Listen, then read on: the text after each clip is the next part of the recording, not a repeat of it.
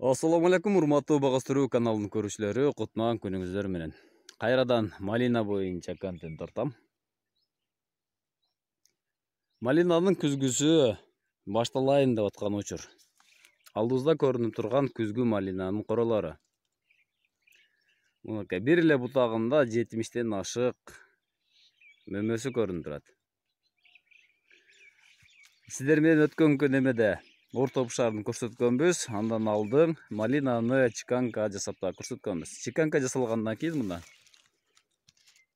үзүлгөн жеринен эки бутак өсүп чыгып, мында гүлдөп королоп атат. Сорту кадимки малина, эч кандай ремонтант эмес. Малиналарды кыркып байлап атабыз. Малиналар кыркылган. Жаңы малина.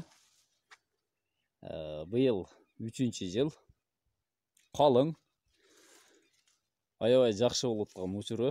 Эч кандай оорусу жок. Эми күчтөнгөн мезгил. Малина негизинен 3-чү жылдан мөмөнү көп бере турган эң күчтөнгөн мезгили болот. Көрүп турасыздар.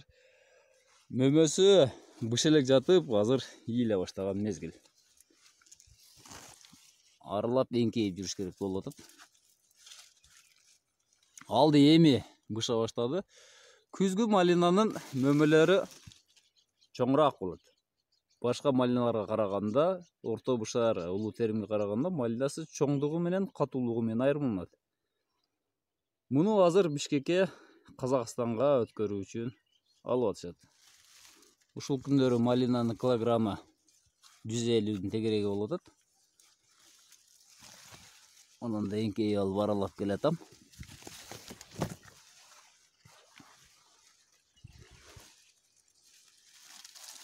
Мына малинанын коросу.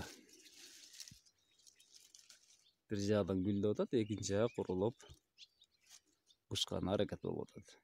Бул буюрса августтун этегинде, сентябрдын башынан кар жааганга чейин, ноябрга жетпейт болуш керек, ноябрда суук уруп кетет. Ушул ноябрга чейин терилет.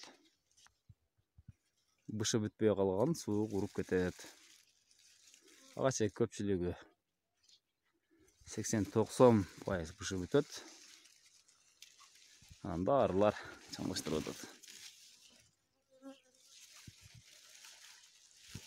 Малина боюнча көп эле маалымат коем.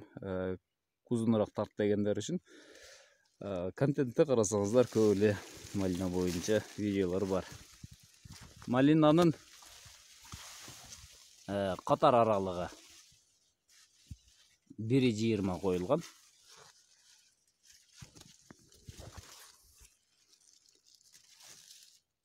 Бир метр аралыкта азыр мынакей.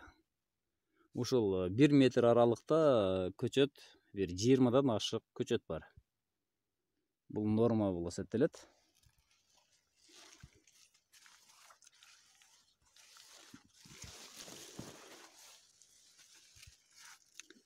Шүмшүк чымчыктар. Бир апа чымчык пайда болуп калган 3-4 жылдан бери. Малинаны жеп кетет. Эптеп кооруп терип алып атабыз. Жылда кетип калчу эле, быйыл чото кетейин деген ойлору дагы жок. Өрүк гиластан баштап помидор, малинага чейин жеп коюп атат. Эртең менен, түштө, кечинде малинаны кооруп атабыз.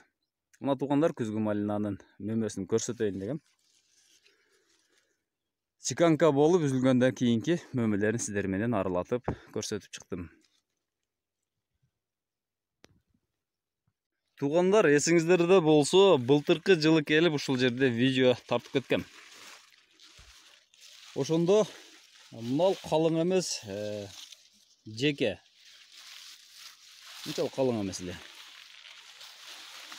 Былтыркы жылы жазында тигилген малинанын арасындагы стойкасы тартылып, зымы тартыла элек.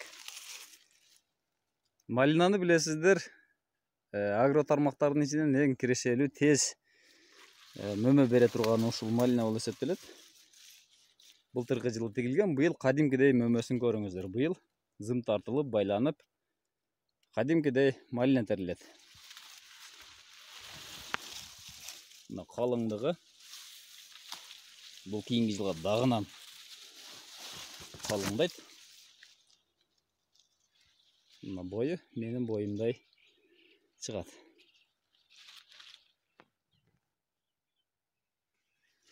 Алды быша баштаптыр мынага.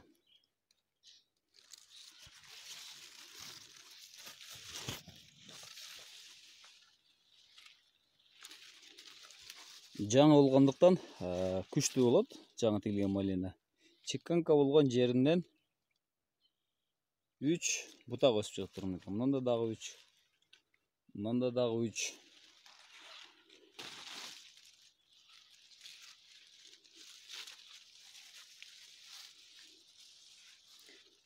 Малинага суу коюп атабыз. Арасы суу. Малина билесиздер, сууну аябай жакшы көрөт. Сууну көп талап кылган өсүмдүк. Салкыныраак жерде жакшы болот. Мына малиналардын учтарындагы мөмөлөрү. Бул күзгү малина деп айтылат. Бул күздө быша турганы. Малинаны кароо, багуу жөнүндө дагы кеңири маалыматтар берилген. Ушул жактан көрсөңүздөр болот. Аралап басыш бир аз кыйын болуп атат. Себеби байланган эмес. Мына 1 жылдык малина. Былтыркы жылы жазында тигилген.